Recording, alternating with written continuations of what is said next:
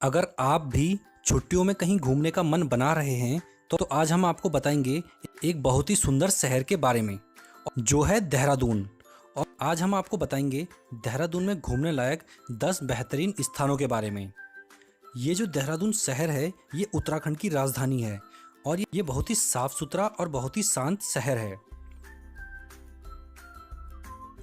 और यहाँ पे छुट्टियों में घूमने के जो 10 बेस्ट प्लेस हैं उसमें पहला है गुच्चू पानी।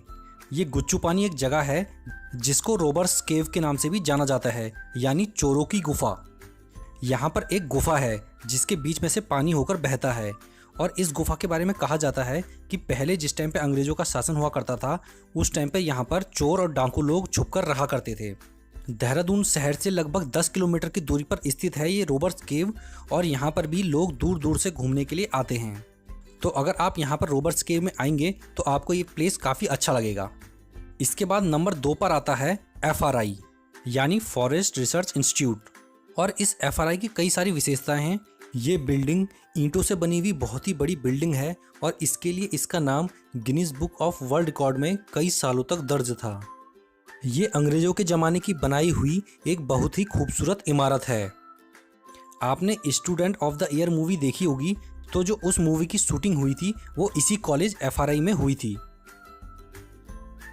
इसके बाद नंबर 3 पर आता है आसन बैराज।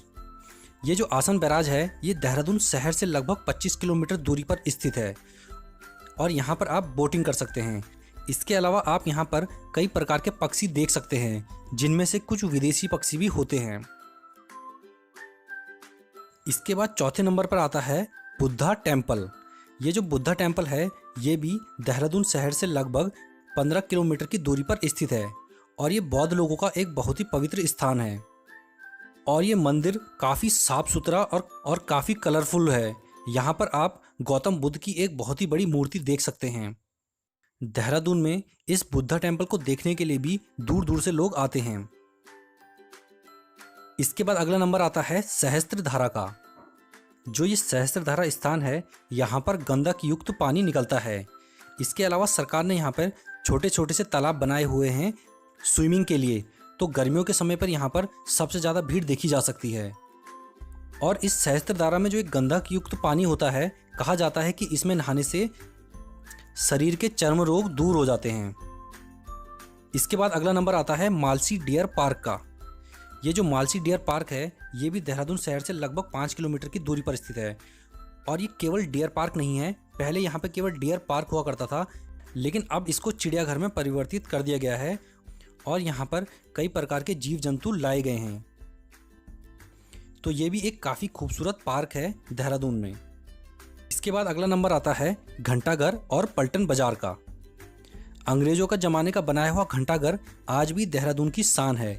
ये घंटाघर देहरादून शहर के बीचों बीच में स्थित है और यहीं से शुरू हो जाता है पलटन मार्केट। यहाँ से नीचे को अगर आप जाएं तो यहाँ पर आप देख सकते हैं एक बहुत ही बड़ी मार्केट है जिसे कहा जाता है पलटन मार्केट। और इस पलटन मार्केट में हमेशा भीड़ देखी जा सकती है। ये मार्केट सबसे ज़्यादा कपड़ों के लिए फेमस है।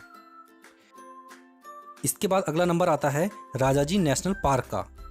ये जो राजाजी नेशनल पार्क है ये सबसे ज़्यादा फेमस है हाथियों के लिए। यहाँ पर हर साल लाखों टूरिस्ट आते हैं और हाथियों के अलावा आप यहाँ जंगल में कई प्रकार के और भी जीव जंतु देख सकते हैं। इसके बाद अगला नंबर आता है मसूरी का। पहाड़ों की रानी मसूरी देहरादून शहर से लगभग 35 किलोमीटर की दूरी पर स्थित है और ये मसूरी सबसे ज़्यादा जो फेमस है वो फेमस है अपनी प्राकृतिक सुंदरता के लिए। ये शहर अंग्रेज़ों को भी काफ़ी पसंद था, इसीलिए अंग्रेज़ लोग गर्मियों के समय में मसूरी में रहा करते थे।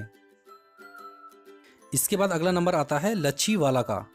ये देहरादून शहर से लगभग 18 किलोमीटर दूरी पर स्थित है और यहाँ पर एक गवर्नमेंट पार्क है जहाँ पर सहस्त्रधारा की तरह ही छोटे छोटे तालाब बनाए हुए हैं नहाने के लिए और गर्मियों के समय में यहाँ पर भी भारी भीड़ देखी जा सकती है। ये स्थान शहर से दूर पेड़ पौधों की छांव में बसा हुआ एक बहुत ही खूबसूरत पार्क है।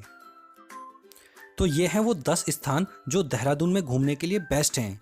तो अगर आप भी छुट्टियों में कहीं घूमने का मन बना रहे हैं तो आप देहरादून की इन 10 जगहों में ज़रूर जाएं। और इन सभी जगहों पर जाने के बाद आप काफ़ी फ्रेश फील करेंगे। तो हमारी ये जानकारी आपको पसंद आई हो तो हमारी इस वीडियो को लाइक कीजिए तथा हमारी इस वीडियो को अधिक से अधिक शेयर भी कीजिए। और अगर आप टूर एंड ट्रैवलिंग के ऐसी ही जानकारियाँ जानना चाहते हैं तो हमारे चैनल को सब्सक्राइब भी कर लीजिए, ताकि जब भी हम अपना कोई वीडियो डालें तो उसका नोटिफिकेशन तुरंत आपको मिलता रहे। इसके बाद मिलते हैं अपने किसी और वीडियो में, तब तक के लिए धन्यवाद। जय हिंद।